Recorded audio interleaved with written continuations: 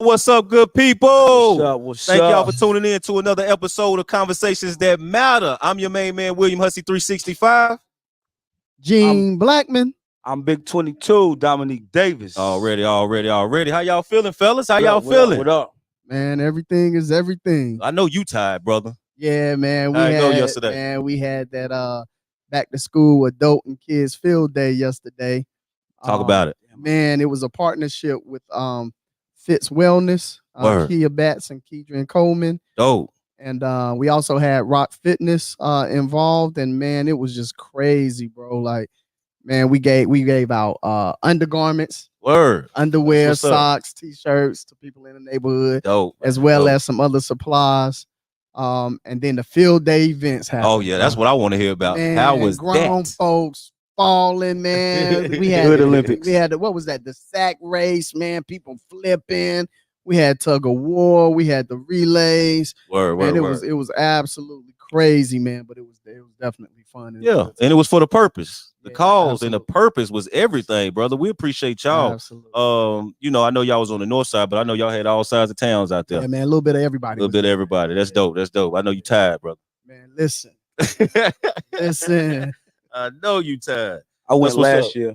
How was your week, Nick? It was good. I went last year, but I ain't come back this year. I was out of town, but I lost the tap boxing contest last year. Oh, I'm just playing. The Hood Olympics. That's what's up. Yeah, I was out of town, Uncle Teeny boy, man. That's what's up. How Uncle Teeny doing? Think good. Good. Think preached the good yesterday. That's what's up. Yeah, I was out of town for the my daughter's competition, man. We was down in Cary, North Carolina. And they won the grand championship. Okay, so shout out to PGM. Yeah. Representing Greensboro. Yeah, Tamia Birch, PGM, Pretty Girl Mafia, all that, man. Salute to y'all. Y'all did a wonderful job. Salute to all the girls. A way to start the school year. How about that? You know what I'm saying? Yeah, it was dope. But we here today, y'all. Shout out to all the parents. We know y'all out there hustling and bustling, getting all the last minute stuff for school starting tomorrow. Some kids already started. Yeah. Some kids already started, but tomorrow is official. Everybody back in tomorrow. Absolutely. You know what I'm saying? So shout out to all the parents, co-parents, single parents, step parents, grandparents, aunt, uncles. It takes a village. So shout out to all y'all, man. And I hope y'all doing well. And I hope y'all tapped into some of these school supply drives and these give backs to get what you needed for school this year. And shout out to people like Gene and Keidron and the Kia Batts and everybody that's doing something. Travis Gilmore, they did it today in High Point. I stopped through there and shouted him for a little bit. So shout out to everybody that's giving back. And the whole man. Community that was supporting our drives. Dope. Like the drives are only as strong as the community. Most definitely. We definitely appreciate everybody. Yeah, for sure. All right, fellas. So let's get the show started. How y'all doing in the order? Is everybody good? Yeah. Everybody good? The dopest artists in the city. Who, mine? Okay, but it's clear. Got to talk. Good. IT guy saying talking to the mic. That's right, baby. That's Just right. better, sir. Testing. How we sounding, y'all? How we sounding? 1 2 1 2. We good? All right. Good. Okay, for sure. All right, so let's get into it. Topic for tonight is forgiveness. Forgiveness. What does forgiveness mean to you, and how do you personally define it? Is everything forgivable? You know what I'm saying? Let's talk about it. So I'm gonna start off with us, like Gene likes to. So what's forgiveness to us, fellas? Let's start with you, Gene. You would start with me. You the doctor, man. You the doctor. I got to. The great negotiator. That's right. Right. Forgiveness for me is being able to let go of an offense, or something that feels like an offense, from another person, and I associate it with grace. You know what I mean? Yeah, I associate it with I like grace. that. And mercy. Well, for sure. Yeah. Go ahead, Nick. What it mean to you? Forgiveness is a learned. Forgiveness is no. Forgiveness is not a learned behavior. Forgiveness is not a learned behavior. Forgiveness is, we grew up to forgive. We were born to forgive. Your parents whooped your butt back in the day. You be crying mad. Next thing you know, you hugging on your mom and daddy. You forgave them. For sure. You fight with your homeboy. Parents might be still beefing, but you go back and play with your homeboy. You forgive them. Yeah, so you know what I'm saying. So yeah, so forgiveness is definitely something that was assimilated in us at birth. That's what I feel. Yeah, for sure. For me, I think forgiveness is coming to some common ground to where you can let bygones be bygones, or whatever offended you at the time or whatever hurt you at the time, you can let go to move forward. You know what I'm saying? And not even for that person. I feel like it's for you to move forward. Because sometimes we hold that stuff in, and it's like self-sabotaging yourself. It's like that grudge or that attitude or that emotion you have towards that person starts eating you up after a while. Because you don't even want to be around. You don't even feel the same around. Like, man, I ain't going over there. You know what I'm saying? I ain't doing this with that person, whatever. So once you decide to let it go, like I say, let bygones be bygones. And it depends on what it is. It's different levels of forgiveness too now. It's different levels of forgiveness. Absolutely. But ultimately, I think it's just letting bygones be bygones. And like you said, having that grace, you know? So let me ask you a question based on, your definition and how you defined it. Forgiveness. Could you, because I heard you say coming to a common ground on something, could you forgive someone who never asked you for forgiveness? But they know they hurt me, or they know they did something to offend me. Whether they did or not, whether you ever had another conversation with them or not, could you forgive them? Yeah, I could forgive them because, like I said, it's for me. Right. It's more for me than the other person. So if I'm forgiving you so I can move forward. And I'm trying to do what's right. To clear my spirit, to cleanse my spirit so I can move forward and be the best me I can be. Yeah. I can't be the best me I can be if I'm still holding a grudge or being upset towards this person. Because I don't have to, especially at our age now, you don't have to deal with stuff that's not within your boundaries or that's disrespectful or that's going to make you feel some kind of way. You know what I'm saying? We too old for that. I don't got to deal with you, be with you, or be around you if that's the point. You know what I'm saying? I feel you. That's how I feel about that. What about you? The longer we live, the more we're going to get offended. We can't dodge the hate or being offended. We can shake it off. You know what I'm saying? But not forgiving makes you toxic. It makes you it's like a thorn in your spine. Paul said it was like a thorn in my spine. He was talking about malaria, but at the same time, being unforgivable is like a thorn in your spine. You become toxic. You have attitude. You don't enjoy yourself. So, like you said, you forgive the person for you, not for them. That's right. Got you. Yeah, it gotta be. Yeah. So have either you guys had any significant moments in your life where you had to show some forgiveness? Of course. So let me hear one. He talking about one of the ones though, one of the ones that stand out. Yeah. I mean, you done cheated on somebody, they forgave you. First of all, the other listen. I'm glad you brought that up. You That's one of them things. on the other end. Check it out. I'm on both sides. I'm on both sides. Have you forgiven someone for cheating on you? Exactly. Okay, I forgave somebody for giving me a taste of my own medicine. Okay. You know what I'm But saying? See, it's easier for you because it was your own medicine. Think about that person that was. Hear me out. Just think about if you was one of them ones that didn't do no wrong. You was doing everything right, and she still stepped out on you. People that have mercy and forgiveness in their heart, we call them soft. Yeah, and people, those are the strong people. You know what I'm saying? Okay, let me say this. It's 3 people sitting up here. It's really 3,000 people sitting in these seats. You got 1,000 people in you. Vice versa. We're not talking about personalities, bipolar, schizophrenic. We're talking about real situations. Now, the warrior in me may not forgive, never. Right. The father in me may forgive. Let's keep it real. You know what I'm saying? The man in me may forgive. The warrior in me may not forgive. Right. So it all depends. New levels, new devils. It all depends what level of forgiveness or what level of the offense to be forgiven. Well, the offense is cheating. Gina said it. We done said we're talking about in general, the array of offenses. Okay. So he didn't want to share his story in detail, so he gonna start talking in general. I'm gonna go ahead and tell you. I think cheating is one of them ones that go under for some people, the unforgiving point. I mean, category. It might just be me, but that's one thing I couldn't forgive. I can forgive. No. Let me rephrase. I'm sorry. I can forgive, but I have to move on, and I won't forget. Put it like that. That's a fact. But I can forgive because you did what you wanted to do. You're grown enough to make your own decision. So once you made that decision, you made the choice for yourself. Yeah. You know what I'm saying? Absolutely. But I forgive you because you hurted me, but I thank you because you helped me. So now it's time for me to move on. Ain't that right, audience? Ain't that right? What y'all think? I don't know. You ain't get a whole. You got some halfway amens. Okay. Yeah, I do. Go ahead, Gene. What you think? So for me, I've been on both ends of the spectrum. For me, in forgiving my father, I had to forgive my father, man. Like it was a point in my life where I felt totally neglected, and I just had to get to a place where I could forgive him, and I'm glad I did because he turned out to be a pretty cool dude. That's what's up. I'm saying a lot different than what I thought. And they go with that grace you was talking about. And listen, and the other side was I needed my daughter to forgive me. Come on now. Because I was a young parent and I wasn't on my P's and Q's and wasn't on top of everything. Right. So I feel like me showing that grace to my father allowed me to have some grace with my daughter, you know what I'm saying, when I needed it with my daughter. And see how it came back full circle. Listen, bro, I'm telling you. So that's a good point because you seen it firsthand for when you wanted forgiveness, but you couldn't forgive the person that you was mad at. You see what I'm saying? Listen, man, I couldn't stand that dude, man. I didn't even want to look at him. You know what I mean? I didn't want to talking about him. But thank God my mom was always talking about, forgiveness. And she saw how it was eating me up not to forgive him.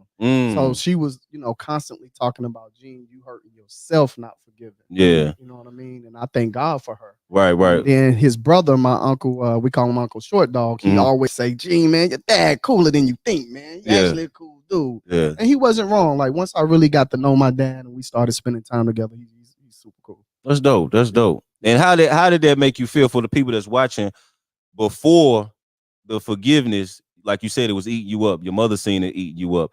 How was that transition when you let that go, when you forgave him and you gave that grace towards him? How did that help you out? Was it a big relief or was it hard at first? It's something you had to learn? You know what I mean? Oh, yeah. No. I just got tired of being mad. You know what I mean? And so it was work being mad. You know what I'm saying? Yeah, that's what I'm saying. In the same place now, I got to turn into the Hulk. Right. And, you know what I'm saying? Now I got to have certain energy for the rest of the day or until he leaves or whatever. Like, it was too much work, man. And I was tired. Yeah, it was like you was carrying that extra baggage around. Listen. So I know it was a relief for you. Yeah, it was definitely a relief. That's what's up. Draining. Yeah, absolutely draining. Because you carrying that around all day, every day. You know what I'm saying? Yeah. And it depends on the level, but that's a good point. Anybody in the audience got something they want to tap in on as far as what Gene said, as far Come as to the mic. Either cheating or either with a parent or a child or something similar to that? My brother, state your name, gangster. Rathel. What's up, brother? It's not about the cheating, but I went to the penitentiary for selling drugs, and a family member is the one who ratted on me. Hurt my heart. Ooh, that hurt. Going to court, my mom was like, hey, they told you need to go. And I was like, nah, this is my responsibility. I'm still a part of it. This is what it is. But ultimately, in the long run, it split my family apart. You got to think, I'm trying to be the real stand-up dude. Like, forget him. I'm standing on these morals. Right. And he's still out here providing for them. So they going with the money.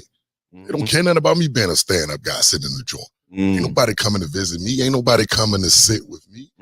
But as long as he's steadily dishing that bread out, so that woke me up for real. And I watched the I Am King video. Meek made a great comment. He said, "Hey, group, when you separated, when you study, it means grow up." So I had to grow up, realize that, hey, me being the stand-up guy don't mean nothing to nobody. Come on, man. Ultimately, years later, to put my family back together, when I got married, I brought him up there as my best man.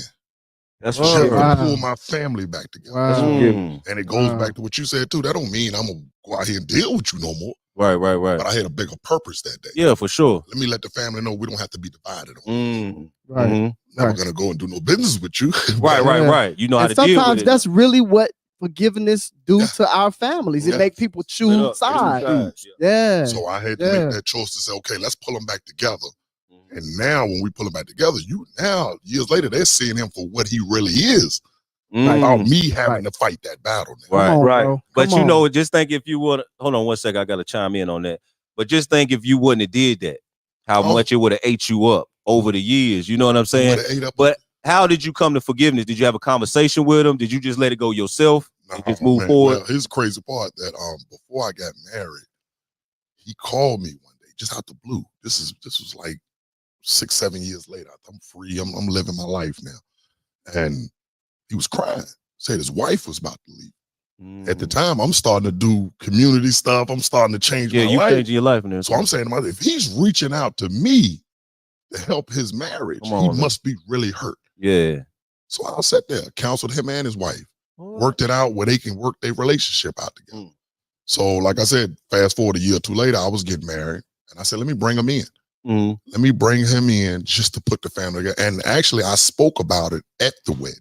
Wow. And said that, hey, you know, let's be real. This is what real beef looks like. But this is what we're going to do together. Pull his family back together because we're supposed to be leaders of the family. Yeah, for sure. You know, but that's to big, this day, like I say, hey, we speak, but we ain't dining together. Yeah, for sure. Because it is when you don't forget. You don't forgive, but you don't forget. Yeah. You can't unsnitch. Ain't nowhere around that, is it? Ain't nowhere around. But I see what you're saying. I see what you're saying. Oh, simple fact. We got to forgive just to lose the little battle to win the big war. Yeah, that's right. I'm gonna forgive to lose this little battle because I see the bigger picture of the victory of the big war. Right. So that's good. That's real good. Like Tip said, you know, he won that fight, but he lost that war. Right. When his partner got killed. And that's one big thing about it, man. Sometimes you got to take that on the chin with the fight because you're trying to win the war. You're trying to win the war. You know what I'm saying? Yeah. So you always got to be the bigger person. What's up, Corey? See, what's up with you, man? Corey McCann from Winston-Salem, North Carolina. Bring you grace and greetings. That's what's up. No, so just real quickly, I think when it comes to the fabric of forgiveness, the first thing that we have to realize is that in our innate human nature, that there are various degrees and various levels and capacities when it comes to forgiveness. You know, like for example, I would use my mother. My mother grew up in Birmingham, Alabama during the Jim Crow era. And so for her, you know, situations such as Emmett Till and things, you know, my mom, she was best friends with one of the little girls in the 16th Street bombing in Birmingham.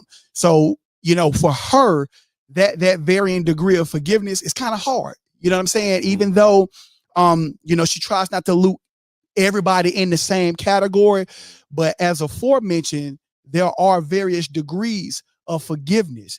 You know, if someone does some harm to your family, or if someone does some harm, you know, some serious harm to you that could have caused some permanent damage, it just all, you know, it all depends on the levels. And with that being said, speaking of the nuance of forgiveness, we got to also understand that people do have a right to feel.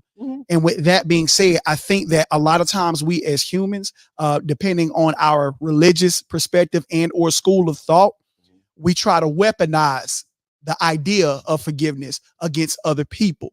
And sometimes I feel like when we do that, when we try to weaponize that idea, it dismisses that other person's feelings who may have been offended. So we always got to take that into consideration. Right. And there's something else I wanted to say about that as far as the forgiving and forgetting part. Now, for me, again, this is no disrespect, again, to nobody's religious philosophy or whatnot. I know that, you know, my word tells me to both, you know, forgive and forget. And actually, I have had the capacity to be able to do that. I can forgive do both, and I can forget. But then my word also subsequently tells me that I got to be harmless as a dove, but I got to be wise as a serpent. So even though I can forgive you and I can forget what you did, I know who you are now. Yeah, I got to be mindful. You know what I'm saying? I got to be mindful because you done showed me your card. Right. You know what I'm saying? So next time I can't allow you to hurt me the same way because I got to guard my heart with all due diligence. You know what I'm saying? Because out of it flow the issues of life. So that's just what I want to speak on that. So some would say, is that truly forgetting? Well, let me okay. Would you like for me to respond to that? Or? Yeah, respond. Yeah, you go first. Yeah. Well, I will say this. In my opinion, I would say yes. But it's like it's still I understand you now. It's kind of like, all right, I see you from afar. I see what you about to do again. You know what I'm saying? And so I'm kind of on guard because I can forget that. I can forget the offense, but now you show me. So it's not really necessarily like through a question of whether I've truly forgot, but it's rather a question of, okay, how do I identify you? Do I see you? Yeah. You know what I'm saying?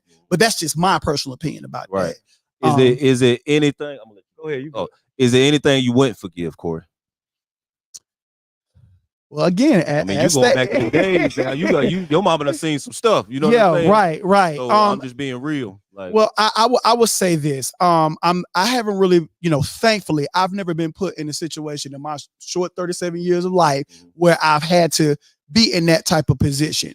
But like I said, if I were, I would strongly have to meditate on it. I would have to pray on it. You know what I'm saying? And I have to be intentional about my heart's desires. Dr. Blackman, he spoke on something very pivotal. He made a great point. Like me, I've never met my biological father before. You know what I'm saying? We had the conversation last week. Like my stepfather served as that male figure and father figure for me. Right. But I've always said, if I had the opportunity to meet him, like I would dap him up. I would welcome him with open arms. You know what I'm saying? And I would tell that gentleman, like, listen, it's all good. If he wanted to rekindle a relationship, going back to that guarding heart piece, I would say, well, if you wanted to do that with my two sons, I would be more than happy to give you that liberty because, with my sons, you see them, you seeing me, seeing me at 9 and 3 years old.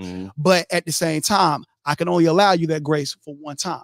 Right. You know what I'm saying? Right. Because if I'm entrusting you with that, with your grandchildren, you know what I'm saying? I can't let you continue to do that over and over because they've gotten so used to consistency and they got to see that. Yeah. You know what I'm saying? But like I said, if I met mine in real life, I'll be ready to dap them up, hug them. You know what I'm saying? And no hard feelings for me. I'm grown now. You know what I'm saying? Right. I'm grown. So yeah. That's what's up. Yeah. Go ahead, Nick. While he Let's be real here. Now here's the preacher man right here. Let's be real. If somebody inflicted a wound on me and that wound's never leaving, I'm never forgetting that happened. Simple fact, we're in the flesh.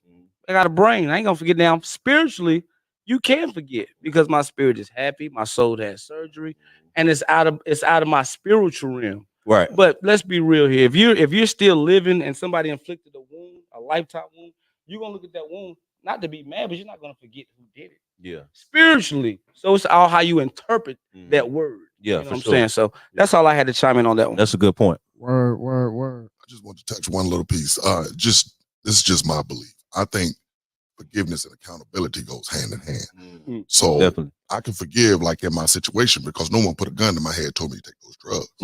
I've done that on my own. Right. If my wife is cheating, and if I'm out every night, I'm treating her with disrespect, and I'm not doing what I'm supposed to do as a man. You that's a still situation. don't deserve being treated on. We may not deserve it, but I'm we more will not willing accept to that go narrative and sit down and have a conversation and say, where did we go wrong? But if I'm doing everything I'm supposed to do and handling my business, if you do that, that's a little different. Yeah. Maybe we need to separate. You go your way, I go my way. Right. But if it's problems that I know I contributed to, that's the problem is we don't look within ourselves. Yeah, come on now. But that's all feel you, bro. For sure. And I like how you broke that down with the situation you had when you said you still had to be accountable, but you forgave him. You know what I'm saying? Even though he was the best man at the wedding to bring the family back together, you seen the bigger picture. So big up to you. I hear you. I feel you, but you still don't have to cheat on me. We can have a discussion. We can try to work it out. We can figure this thing out. And if that doesn't work, then leave me. You do not have to cheat on me. Hold on, hold on. You got to break that down. So he said if he was out here doing dirt too, you saying it don't matter? No, not just dirt. He was saying if he was slacking, period, in general, period. Oh, not necessarily cheating, just if he's slacking on bills and just going through a hard time. Yeah, that's different. If I am slacking, not cheating. Yeah. What cheating? No. Just being a man. If I'm slacking and not cheating, just don't cheat on me. Don't cheat on me. Leave me alone. Hey, if I'm not fulfilling you in any way, leave me alone. Leave me alone. Listen. Hey, what Jay-Z say? I know what I did was whack, but you ain't got to get me back like that. Right. Listen. Let me rebuttal it back to you. Yes, sir. Anybody forgave over cheating? Same thing. I want to hear from y'all. How many daughters you?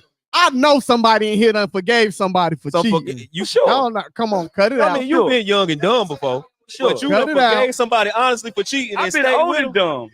Old and dumb. Oh, now everybody in here now cheating on. Go ahead, my bad. Go ahead. What I'm saying is that in relationships, it's two different people. Two different people value two different things. You didn't know. A man may value, hey, no matter what you do in here, just don't cheat on me. Right. But a woman can be like, hey, I don't care. I'm not saying she don't care about the cheating, but she might be like, don't ignore me, don't do that. That's important to me. Mm-hmm. So just the same way you feel about that cheating, she may feel this way about this. Yeah. And you're saying, I'm done with this. How you know she ain't done because you ain't coming to talk to her in the evenings? How you know? Yeah. So we're both there. And the reason why I say that is because I got 5 daughters. So those conversations are different. And I'm looking at them now, listening as a father versus just a man myself. Right. And when the girls are talking, I'm like, it's a little different. Are you serious? Is that enough to lead a man? That don't make no sense to me, but to them, it is very important. Yeah, and it's serious. And that's the key word. Leave a man. Leave a man. Like I teach my daughter, like if you're not getting what you need, it's okay. It's really okay to walk away. Just leave. Yeah. You don't have to cheat. You don't have to. You don't have to drop your morals and your standards and things to match. What you're disappointed in. You know what I think it is, and I know a lot of men gonna give me.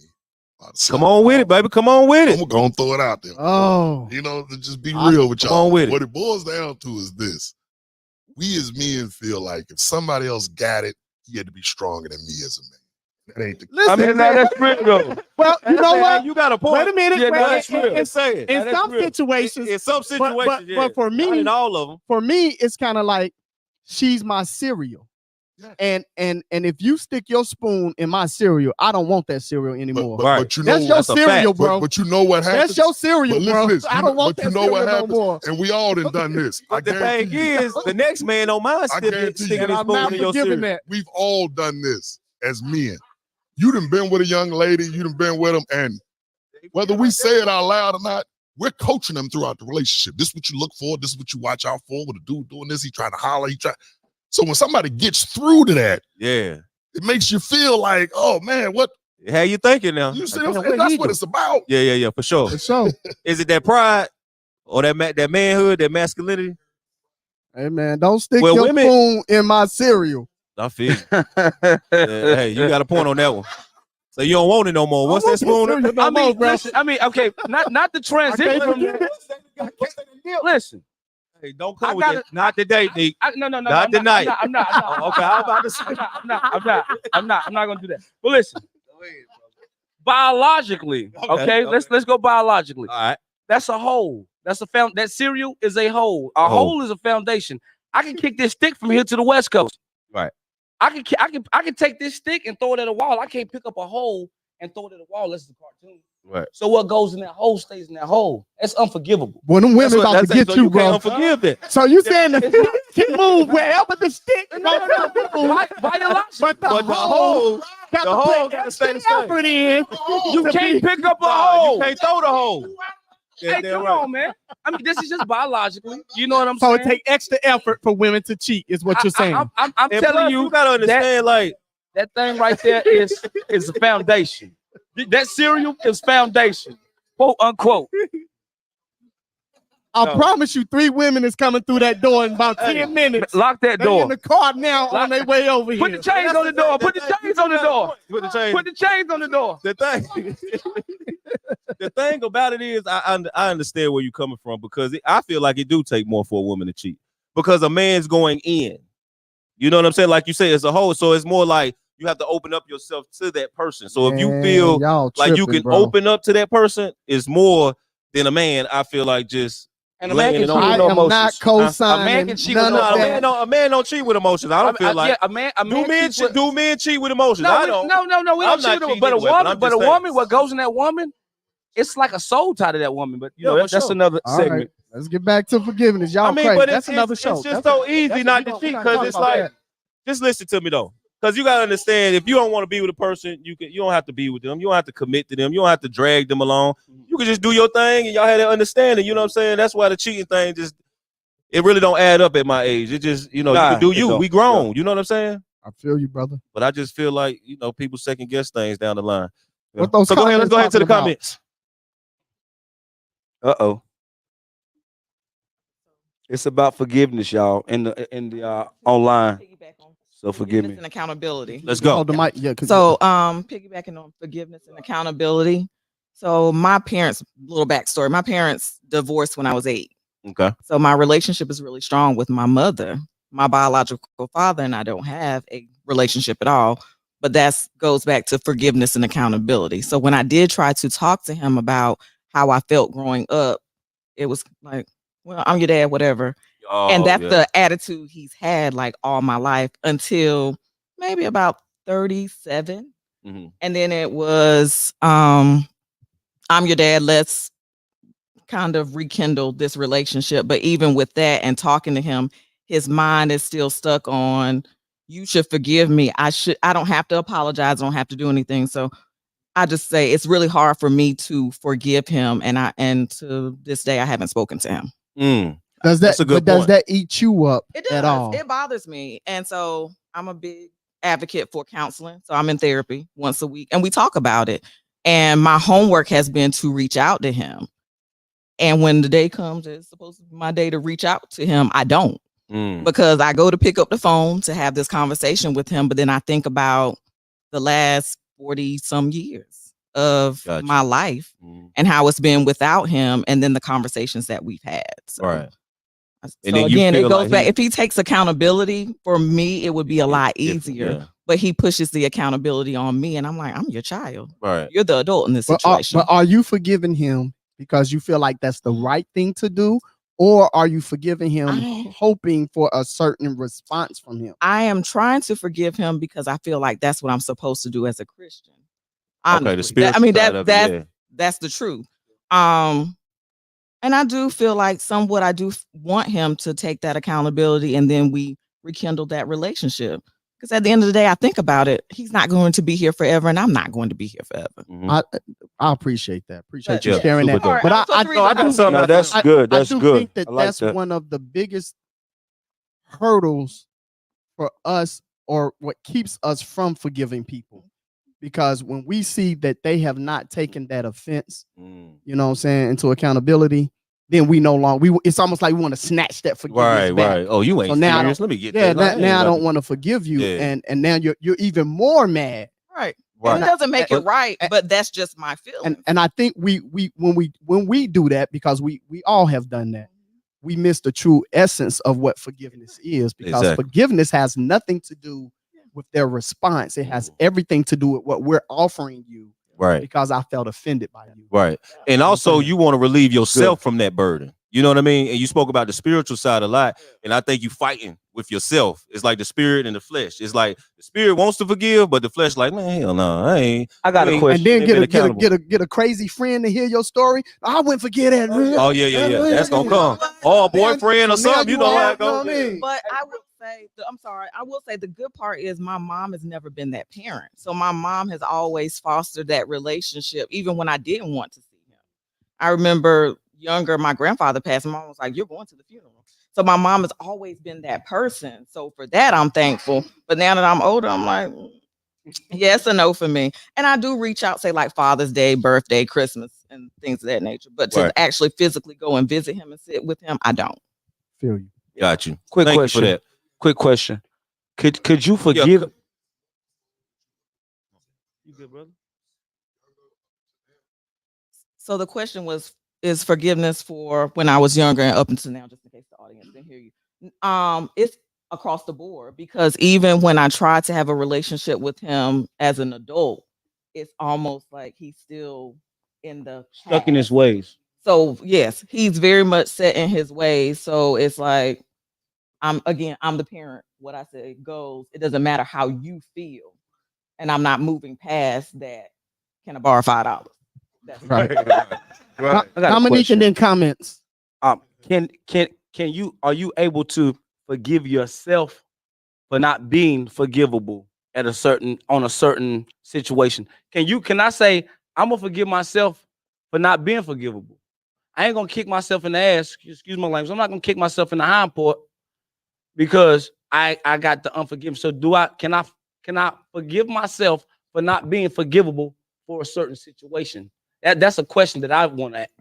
I need to answer to. I believe you can, because at the end of the day, you got to look at why you're not forgiving. You know what I'm saying? And if it's something like how she was speaking about, if it's something because you don't feel like that person is accountable enough, then that's only fair. I feel like you have to forgive yourself, because if you know it's not right, then I feel like you should forgive yourself. If you know it is right, you still should forgive yourself, because forgiveness starts with you, my brother. Right. You know what I'm saying? Facts. Or my sister, if you watching, I feel like forgiveness starts with us.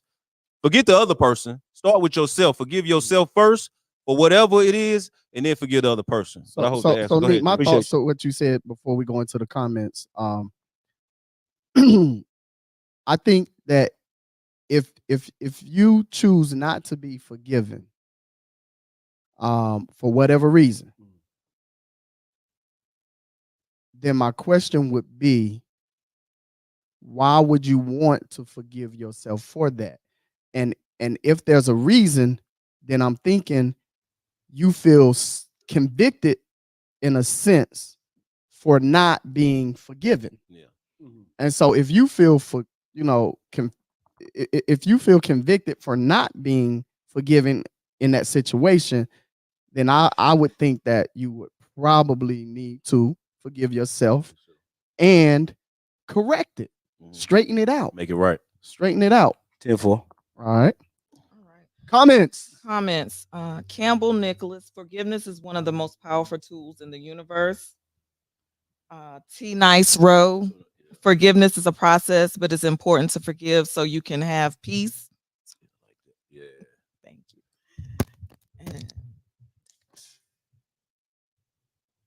When I forgive, I create a mental place for boundaries to prevent said act from happening again from that person. That's Facebook user. Yeah, we ain't gonna be able to see your name, so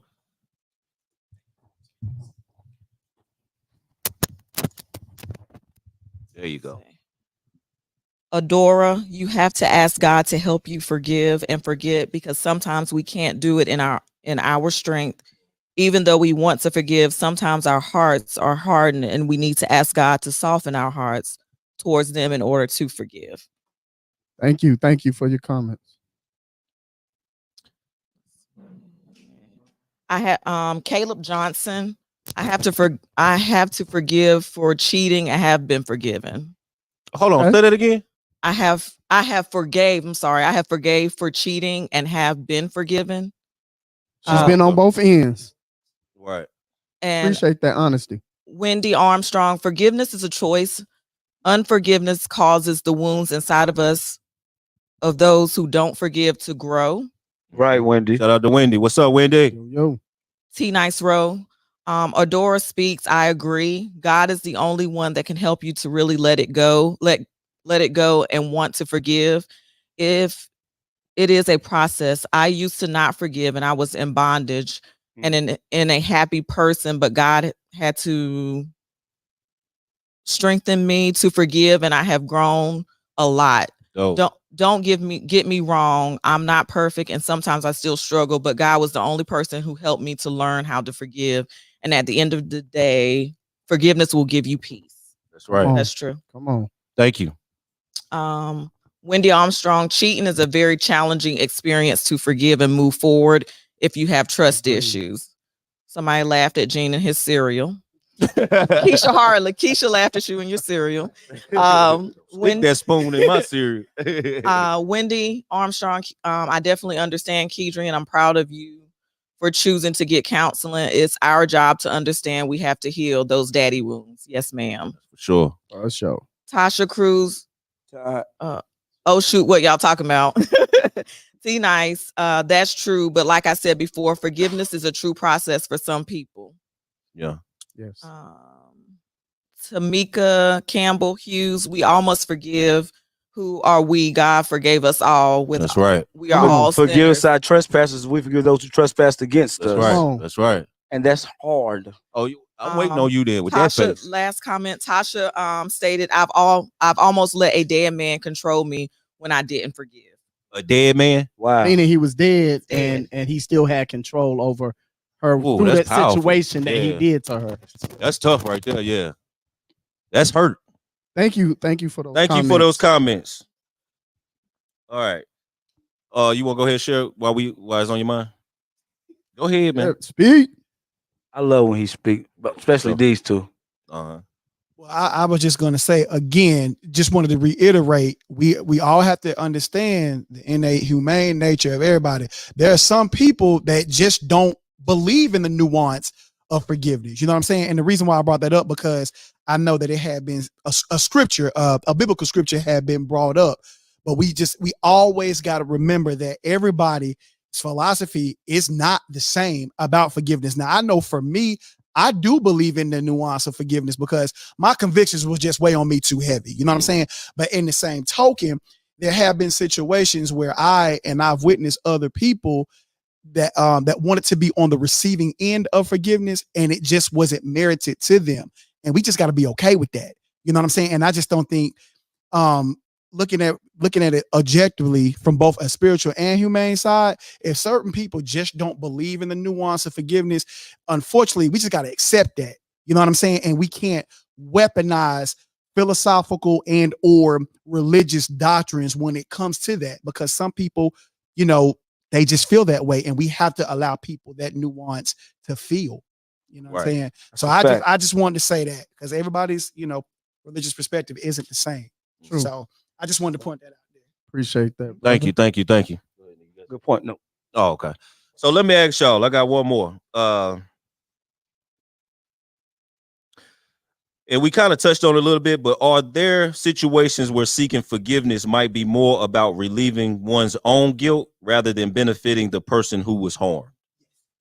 All the time. So that's are you speaking in the are you speaking in a way of us offending someone else and asking for forgiveness and not being genuine? You're seeking it from that person because you know you done cause harm or you done disappointed them or whatever. So you seeking forgiveness for that person, but it might be more about your own, you know what I'm saying, like your own guilt rather than benefiting the person who. Most of the time, every time I asked for forgiveness, I had guilt. I felt guilty about what I did. You know what I mean? Like you talking about that conviction or that guilt, guilt, it would be hard for me to ask for forgiveness if I did not feel guilty about what I did. So, but I feel you because I know you. I think it is more about that person feelings too. Yeah, but I feel guilty that I did something to them and I you know, I hurt them. And so now I'm feeling guilty and now I want to ask, you know, for forgiveness. Okay. You know what I mean? I personally think it's not about, if I'm asking you for forgiveness because I feel guilty, I'm not asking you forgiveness because I got caught. See, what I took from what you said is, okay, I'm asking you to forgive me because I feel sorry for you. No, because I know I hurt you. No, that's like I know I hurt you. You know you hurt that person. Right. So that's a genuine asking for forgiveness, but I'm not asking for forgiveness just so you can feel better. You know what I'm saying? Right. You saying for that, so that guilt for you is why you forgive. It's for me, and I feel sorry for you, but I'm not asking you because I think it'll make you feel better. I'm asking you because I'm genuinely feeling sorry. Yeah. I'm not saying sorry just so you'll be all right. That means I ain't really sorry. I'm sorry because I feel bad about what I did. Right. So Nick, if you took $5 from me and I never knew that you took $5 from me, would you feel sorry and apologize and let me know that's what you did? Because that's a good example. That's a good example. But are you gonna say, Gene, you know what, man? I can't lie, man. I feel bad. I took $5 from you. Preacher man, we overcome by our testimony. Okay. Paul told Timothy, so when I said something, I can tell somebody's really under conviction and somebody's really being transparent when they tell me something about them that I didn't know. You know, when the preacher say some crazy stuff like, not you, that means he's really coming clean. So, you know what I'm saying? Yeah. Okay. To answer your question. Did you steal $5 from me? I never took nothing from you. All right, bro. I never took nothing from let me know why I'm in a forgiving mood. So listen. Now, listen, at the cookout, it was a Mountain Dew in the refrigerator. Okay, Mountain Dew. All right, I'll let you live on the Mountain Dew. I drunk half of it. Drink water. Hey, I drunk half of it, put some water in it. I said it was flat. He said it's flat. You didn't touch my cereal, did you? Did you touch my cereal? Yeah. All right. I did not touch your cereal. All right. Don't you do that. I know that's right. Say don't go there. Hey, but it's a good point. Now that you know he confessed to it, how do you forgive? Because you didn't know. He brought it to your attention and said, look, I was feeling guilty. He might not even said that, but in him, he felt conviction. And he felt like, let me share this with my brother. Now that you know, can you forgive him? For the Mountain Dew? Whatever it is, the $5, the Mountain Dew. Honestly, it depends. And then you have to also factor in your human nature of initially feeling violated if I didn't know. Yeah, he just sharing it with he you. just sharing it with me. Like, so initially I'm gonna feel violated. Yeah, like what? You know what I mean? Even though you appreciated your reaction, Bro, your human reaction, listen, like you saying, it's gonna be like, yo. And it depends on what it is. Right. And then it may take some time for me to get to that place where I can say, okay, I can let that go. Is instant forgiveness fake forgiveness?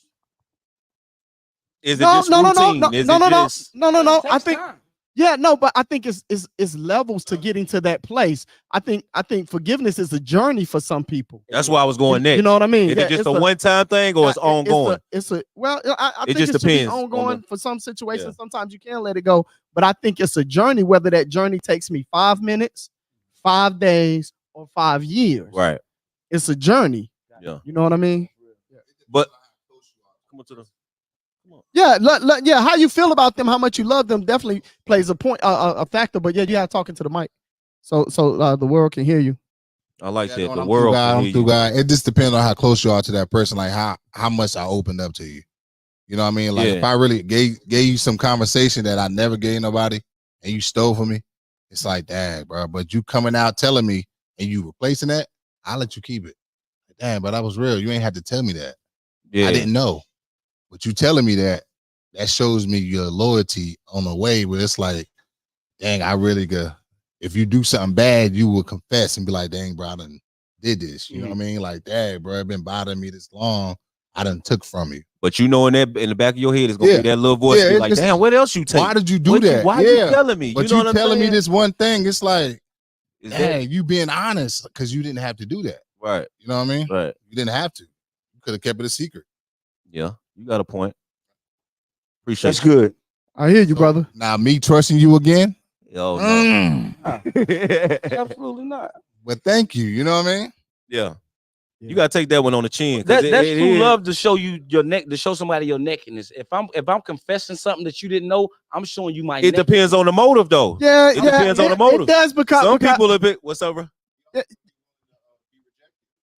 Right. Yeah. Exactly. Yeah. Right. That's good. That's good.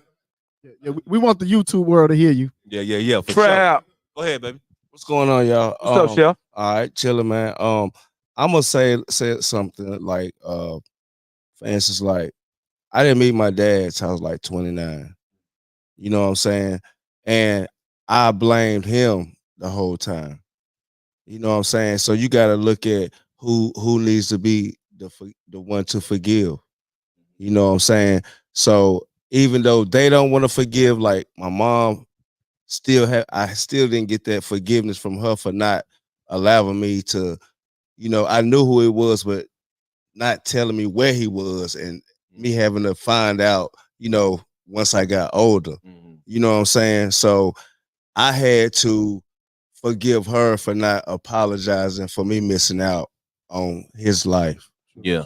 And he is a great, great man. You know what I'm saying? But the stories I had heard was portraying him as somebody else. Okay. You know what I'm saying? Yeah. But right now, everybody good. You know what I'm saying? I'm just saying that at that time that, you know, I was little, young, you know what I'm saying? So it's still a forgiving moment, right? You know, I still have my days, you know what I'm saying? Because, you know, but it's just, you have to, like you said, take time. Take time. You know what I'm saying? But, you know, me and my mom, we good. Me and my dad, we good. You know, they in their separate worlds, but he forgave for not being there for me. You know, he didn't have to do that, you know what I'm saying, because of the situation what I heard about, you know, but I still haven't got that forgiveness on that side. But, you know, that's mom, so you gotta respect that and keep moving. And, you know, and I just continue to love and respect her because she my mom, you know what I'm saying? But in my heart, I still need that kind of forgiveness or why. Just a little closure, you know what I'm saying? Yeah. But most we definitely. good, you know. That's what's up. That's man. good, bro. That's what's That's up. good right there, bro. So is it, let me ask you, Trav, is it forgiving him, was it more for your personal growth or to reconcile things, like reconcile things? I'm like what Corey said, like my whole life when I was like, you know, when I meet him, it's everything gonna be cool. You know what I'm saying? I'm not gonna hold nothing against him because he my dad, just like I ain't holding nothing against my mom, because if it wasn't for them, I wouldn't be here. Right. You know what I'm saying? But it's just, man, I love him, you know? Yeah. We met, boom. It was just like no time lost. But I'm just speaking on your situation. on my situation. Right. I can't speak on nobody else's situation, but I just feel like we should give our fathers a chance. If they not in our life, we can't go on what other people say about them. We have to figure it out for ourselves. Right. You know what I'm saying? Especially as you become a father, as you get older and stuff like that as well. And you know, that's one thing. That's why we need to keep doing this, you know, because you never know what you might be missing out on. Right. Because of what somebody else said. Or holding that grudge. Grudge. Just like as men, we might be like, oh, I don't, like you said, I ain't used to like this person. I ain't used to like that person. And don't even know them just because somebody else said. You know what I'm saying? Running with or whatever. Right. But you got to build your own relationship with different people. You know what I'm saying? Even though y'all three might, you and him might not like each other. You and Dominique love each other. But, you know, y'all got your own individual love. You know what I'm saying? Connection. So, and you got a good point, because that's in relationships too. Yeah. She was cheating on you, but maybe with this man, he doing what need to be done to keep her at the house. You know what I'm saying? Or Y'all females, cheating him, again. That's and all that. I'm just being real. You got to think about it. How many boxes you got, man? Well, only one box of cereal right now. Okay. Okay. On that table. What? Yeah. Talk to a trap. You want That's good, bro.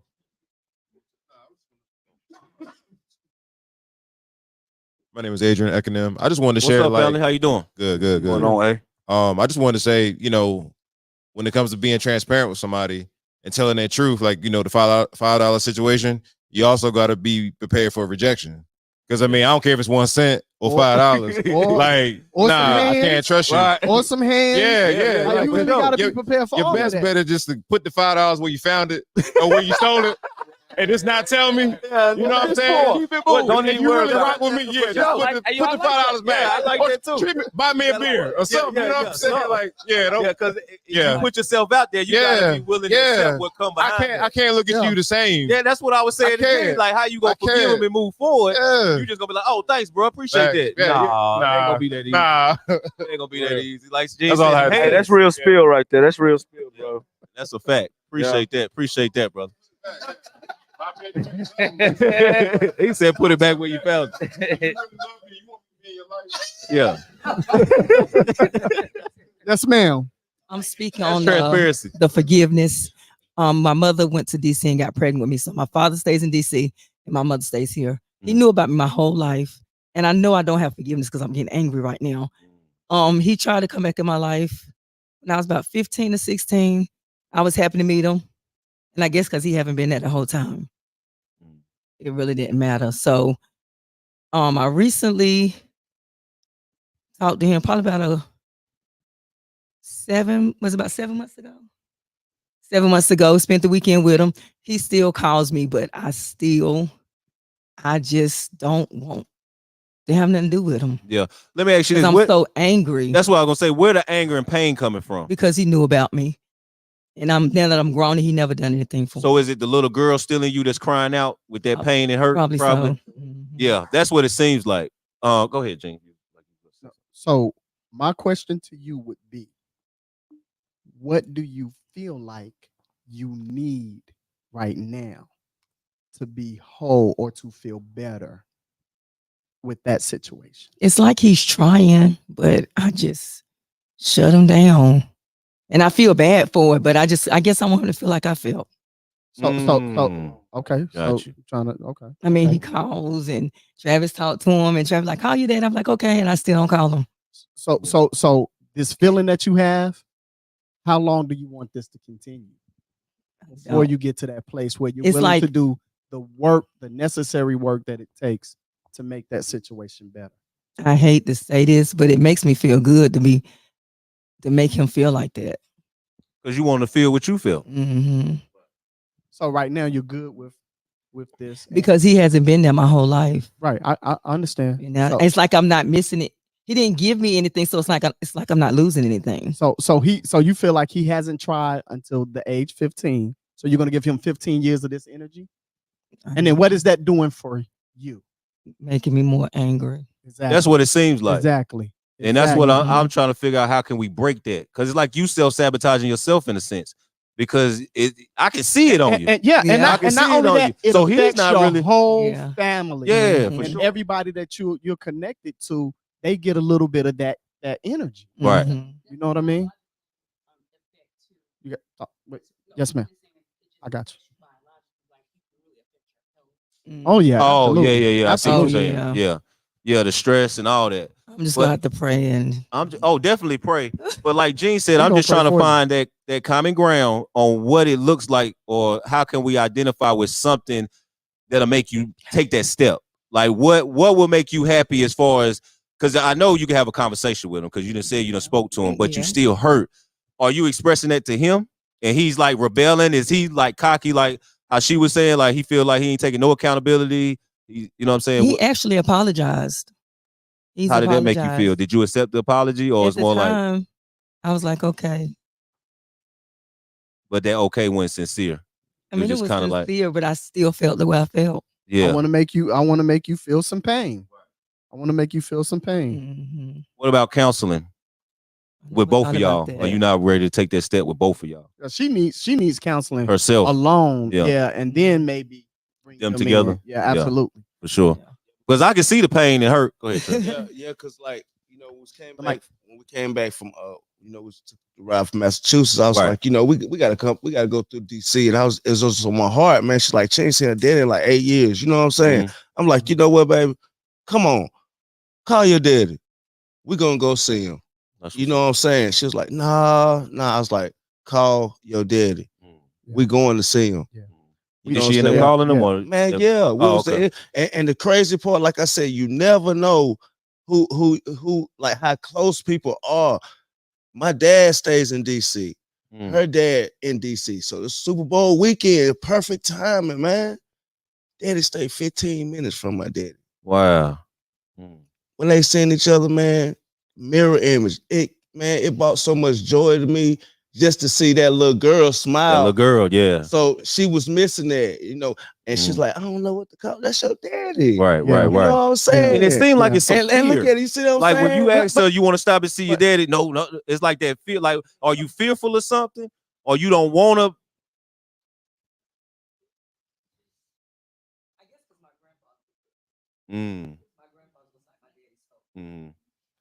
Yeah, and that's the same way I think we was raised by our grandparents. Yeah, you know what I'm saying? So it's like, can't nobody take our grandparents' place because they been there that whole time. That whole time. So yeah.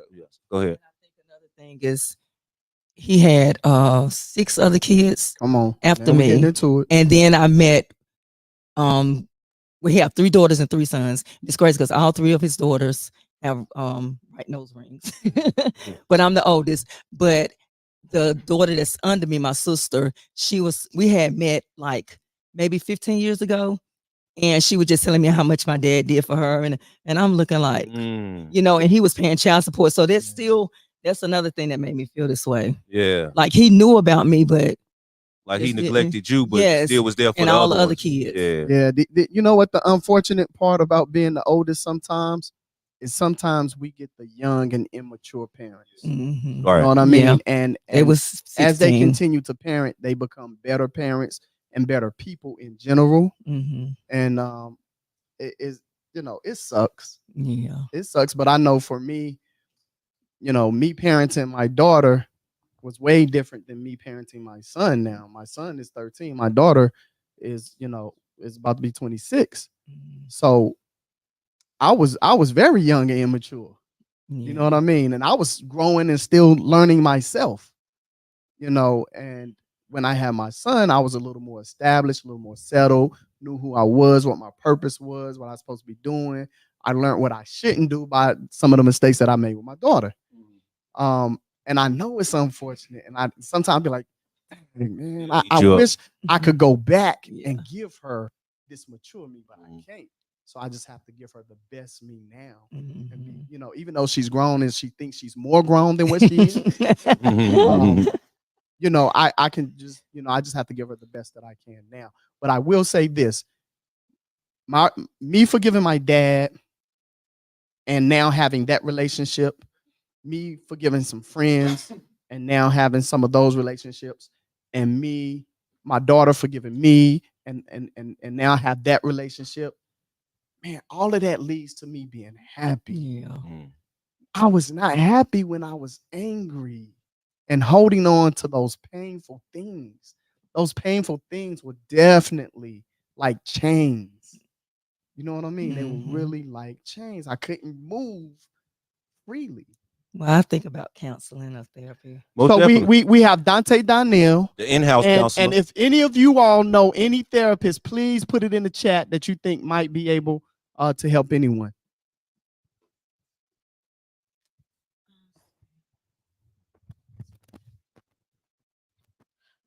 Tasha Cruz says we get different versions of our parents. And let's see. Tamika Campbell, I am free because I forgave everyone who hurt me and I forgave myself for hurting others. Wendy Armstrong, right, the guilt weighs on the heart of the person that caused harm. Dante Donnell says, oftentimes some type of closure is needed to help the process of forgiving and forgetting. The simple words of I forgive you. Dante Donnell also said, when I forgive, I create a mental plan for boundaries to prevent said act from happening again from that person.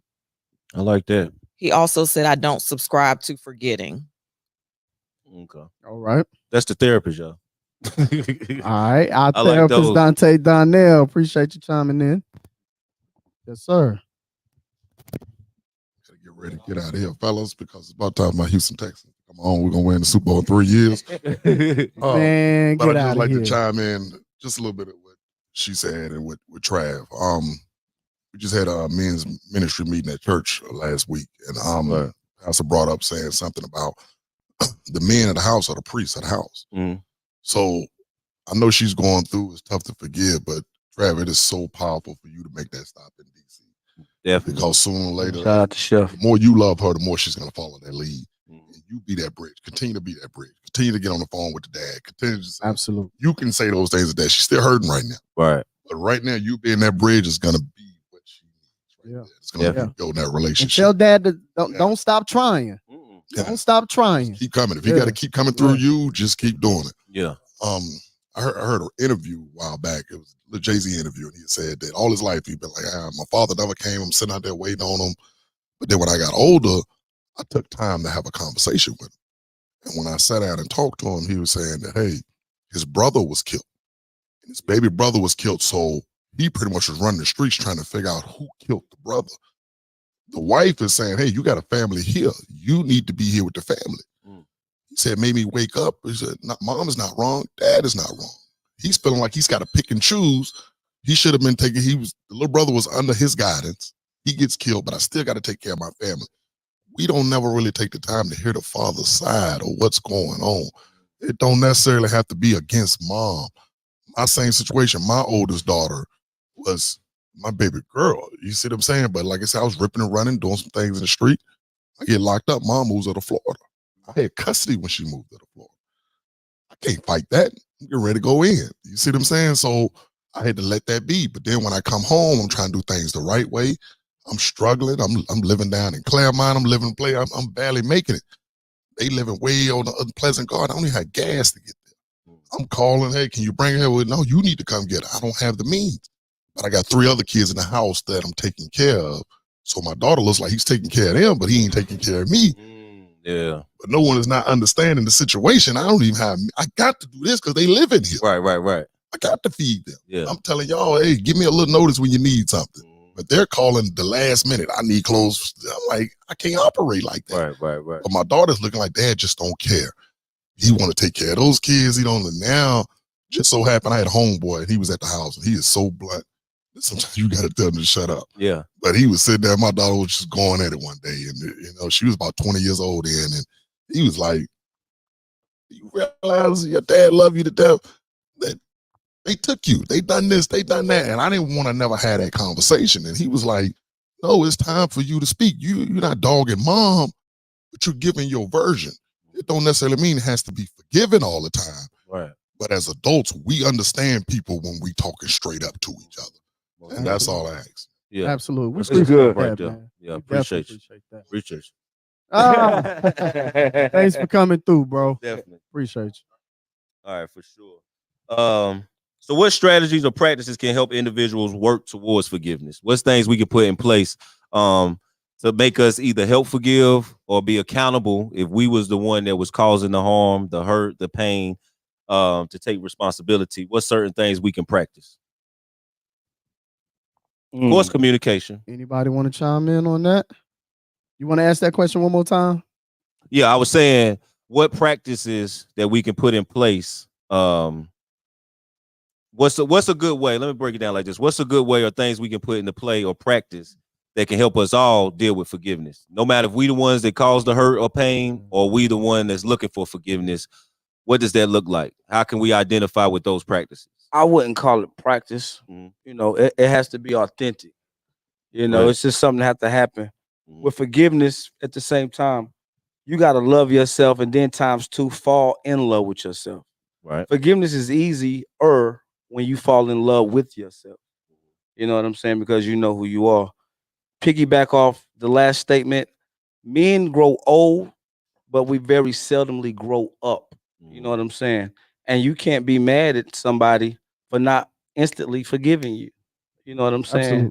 So you got to to answer your question, you got to put yourself in the other person's, in the receivers, That's a seat. good strategy right there. You got to put yourself in their shoes and be like, okay, I see why they're not instantly forgiving me. I see why it's going to be an uphill battle for me to be forgiven. Right. You know? And that's got to do with Being accountability. considerate too. and holding yourself accountable. Yeah, for sure. How about you, Jay? Exactly. Well, it depends on which end we speaking of. Share a little bit on both. If you the ones that cause the pain, or if you the one looking for forgiveness. Yeah, if I'm the one that caused the pain, man, I'm sorry. I apologize. Like I feel bad. I feel horrible. You know, I am understanding if you're not ready to forgive, but you know, if they are valuable to me, I'm gonna keep trying. You know what I mean? I'm gonna keep trying, but I'm definitely gonna show how sorry I am for that offense that With more than words, with action as well. Whatever that's what I was it gonna come takes. with. Absolutely, whatever it takes. Now the flip side, like me actually forgiving someone, I'm at a place now in my life where I can do that fairly easy. Because you love yourself. I love myself, and I've made so many mistakes that I have to be understanding to other people. Most You know definitely. what I'm saying? And their flaws. You know what I mean? That's real. So I mean, bro, listen.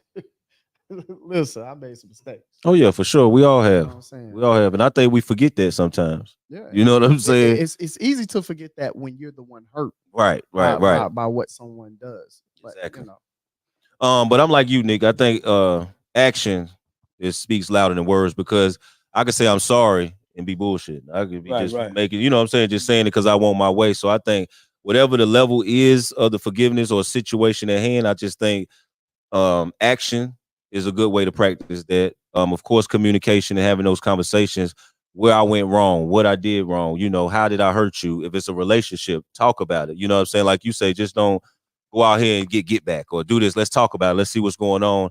But like you said, Gene, if I made a mistake or if I know I'm in the wrong, that conviction, that guilty conscience is gonna eat me up regardless. So to relieve myself from that, to move forward and to better myself and to grow within myself, I would have to forgive that person. Now, forget is a whole nother ball game.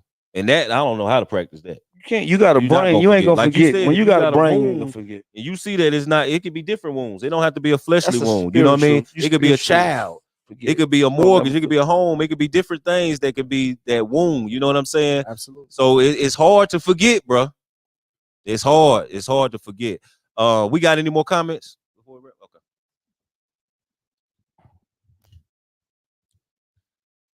So I'll say my process for forgiving is I always say now lead with the love. So when someone upsets me, that's the first thing I think. Or I'm like, okay, keep lead with love. But also just extending. I heard this, right? I say it all the time.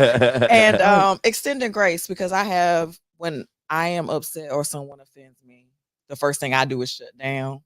Right. Because I need I need to process it. Yeah. So I'll, instead of just reacting. yeah, I you want to shut respond. down. So you want to take your time. So Yeah. I go my little corner by myself. And then, like I said, I start thinking lead with love and extending grace. So that's how I deal with it. And then I come back and I want to communicate. I need let's talk about this. And let's, let me explain, you explain, and go from there.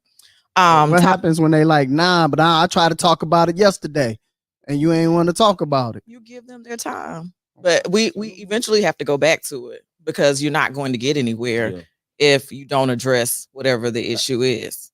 And I think you leading with love and doing it for yourself matters the most, because that's going to help you and guide you on getting to that other person. You know what I'm saying? Because like Gene said, if they just reacting like, oh, well, what I didn't try to do this, I can't focus on that. Because if I focus on that, then the flesh gonna come out. I got to stay in the spirit and let the love lead me, like you said. You know what I'm saying? Preaching, brother. Because if not, you gonna react. Both of You my just gonna be like, well, you know what? today. The hell with you. The hell with you. You know how it go. You know what I'm saying? And sometimes I'm human, and I think we that all at are. first, and then I'm like, you know what? No. So I keep pushing. I keep leading with love. That's it. I might come and hug you. I like whatever that. the case may be. Lead with love, brothers. Lead with love. Lead with love.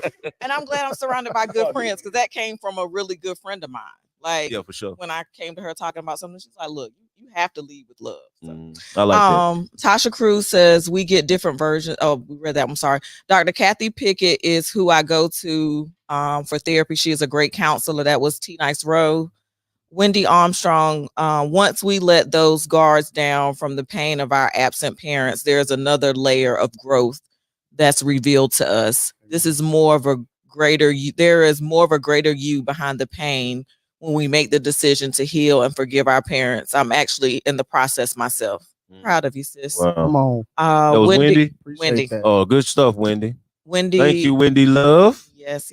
Wendy Armstrong said our parents can only give of themselves to the capacity that they know.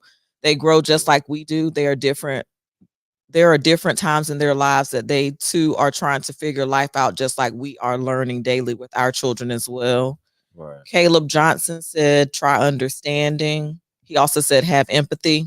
Most definitely. Tasha Cruz says, empathy, hold yourself accountable for your response, hold the person accountable for their action, then accept the outcome. And Tasha also said, remove pride. Pride keeps a lot of people from acknowledging the wrong and asking for forgiveness. Be genuine in the intentions. That's right. That's good stuff in there, boy. They talking. Y'all better talk that talk. Come on now, Ty. Ashley Good said, forgiveness definitely Ashley, requires us to give people grace.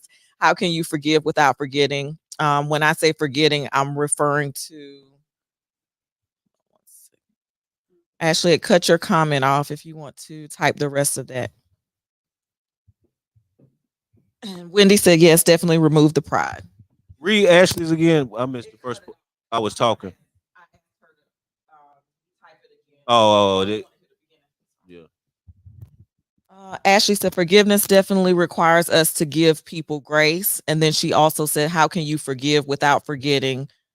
That was the question, but then the rest was cut off. Okay. Gotcha. All right, my brother. Thank y'all for them comments. Yeah, dope. Thank you. We appreciate that. So whether it's on the reciprocal end or the the giving end, Adrian, he made a really good point earlier. Whichever end it is, whether you extend the olive branch or whether you're getting it, you got to be prepared for whatever comes with that. So I would say first thing, you got to train your mind. Whatever's going to happen is going to happen, and you got to be okay with that. You know what I'm saying? Whichever end of the olive branch that's on. So, Dr. Blackman, I'm like you. I'm a jovial individual. So, like, if I've been hurt, like I said, man, I just love love. What's jovial mean? Sorry. Like joyful all the time, happy. Okay. You know what I'm saying? Like I like to get along with folks. You know what I'm saying? Because, like I said, man, I don't like to harbor grudges. You feel me? So I'm just like you in that regard. So it's pretty easy for me, just like you, to forgive. You know what I'm saying? Especially in the event that somebody actually, comes to me and wants that. I'm like that all the time. But as far as strategies, in asking, Dominique hit it on the head.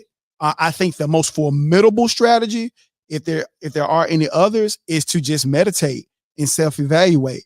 I know that 4 or 5 years ago, I will openly admit, Bill, that I was a huge narcissist. You know what I'm saying? I reveled in misogyny. You know what I'm saying? I was a sexist, all of those things. And so when I got to a place where, just a couple months ago, I was suicidal. You know what I'm saying? And when I got to that point, I had to get myself to a place where I had to hear God. You know what I'm saying? And I fasted for a couple of days. You know what I'm saying? And I laid prostrate, like literally on my face in my home, to actually hear him out so that he could point out those said things of narcissism that I exercise with other people, those misogynistic ways, you know what I'm saying? Those sexist ways. And so in those times when I was able to hear clearly, that's when that meditative part came in, and I had to write them down. You know what I'm saying? And I actually had to reach out to said individuals and acknowledge that. You know what I'm saying? Like I said, as aforementioned, I didn't know what was going to happen, but I had to, get that part out. You know what I'm saying? So I think the most formidable way is to just self-evaluate. Yeah, I mean, to be honest, self-reflect. Let me ask you this: when you was going through those hard times as the narcissist and all that, sexist and all that, the people you reached out to, did they accept your apology? Some did, some did not. Mm-hmm. And I had to, like I said, I had to be okay with that. You know what I'm saying? And I had mentioned the nuance of authenticity. You know what I'm saying? Like, I couldn't, if they didn't, I couldn't allow myself to be like, well, forget you then. You know what I'm saying? Because that's the battle. Yeah, because some people will be like, "No, you just trying to make yourself feel better. I don't want your apology, or I don't want your forgiveness." You know what I'm saying? And I got to be okay with that. You know what I'm saying? And that's why I said that, because I felt like the way you was talking, it didn't matter, because you were doing it for yourself. Facts. You know what I'm saying? Because you realize, you identify, I got a problem, or I need to fix these issues. Mm-hmm. You prayed about it, you meditated on it, and you knew, okay, I'm working on me, but let me do my due diligence and apologize to the people I hurt.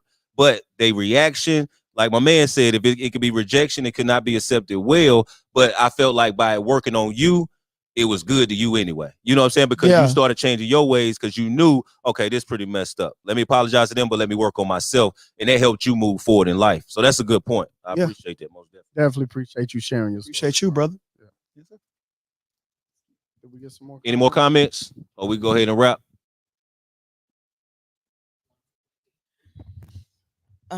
Wendy said, Corey, thank you for your transparency, and that narcissism is real. Most definitely, most definitely. Yeah, most definitely. Oh, yeah, absolutely. Don't leave that out. Absolutely. Tasha Cruz said, I'm learning personally to be grateful for each transgression they built me. As Corey said, self-reflecting is healing. I can't expect an empty glass to give me water. I must stay engaged with my best self, which comes with a relationship with God. And she said, we love you, Corey. We are glad that you are here. Stay with us. You matter, bro. Most definitely. Clap it up for that, brother. Yeah. Yeah. Love Corey, Travis. Wendy Armstrong said, right when it's right when it's genuine. It's apologizing for understanding you caused pain and wanted to fix it. Thank you, Corey. And Nikki Lassiter, this is so awesome and amazing.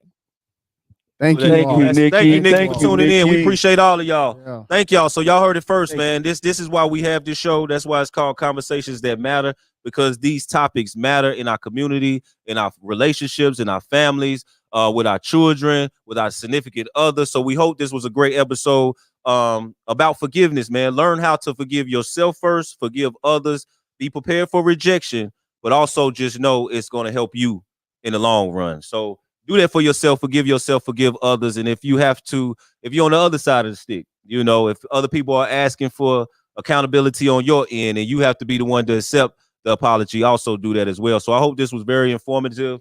I hope it was educational. I hope it works for you, your relationship, your family, whatever you're dealing with forgiveness. You know what I'm saying? Y'all brothers got any last words for the audience, the viewers? Take us out, Nick. Well, I ain't gonna take us. I'll go first though. Okay. He called that one. Listen, forgiveness. Our young lady said endurance, and what came to my spirit is said, "For he was wounded for our transgressions, he was bruised for our iniquities. The chastisements of our peace was upon him. Come on now. And with his stripes we are healed." Come on now. That's in the book of Isaiah. I'm gonna add note to this, side note to that. To forgive takes endurance. It takes a marathon. You're just not Most gonna be definitely. 100. Okay, I forgive you. That's instant. Don't work that way. No more. It's not a such thing as instant grits. Those ain't grits. They gritty, but they ain't grits. Right. So it's just the chastisements of our peace was upon him. And when we do forgive, we heal ourselves. Most definitely. God did it. God sent Jesus. Jesus showed us how to do it. And we just have to keep implementing and keep going at it, Although we all gonna fall short, we just got to keep going at it. And it's good to forgive. That's right. It's a process. Facts. Forgiveness is necessary for growth. Things are gonna always happen to us. People are gonna always disappoint us if you're in relationship with people. And so in order for you to grow as a person, you have to exercise forgiveness. Otherwise, you're keeping yourself chained up. That's right. So many good. ways. And like you said, I think Ash said on there with grace. You got to have that grace. Got to have grace. Got to have that grace, man. But I think the true essence of forgiveness, grace is present. It's always present. Grace, Most definitely. Grace is present. Got to. So we thank y'all. Any last words from y'all? This beautiful, amazing audience that we have every Sunday. Give it up for yourselves. Thank y'all. Any last words for y'all? That's right. Yeah. You don't want to tell the world how wonderful your dad is? I am the best dad you ever had. We just be chilling. Neither one of my kids want to say anything. This is terrible. Super dope. Yeah, for sure. They get ready.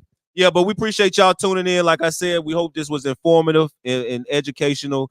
Learn how to forgive people. If you learn how to forgive, you will learn how to grow.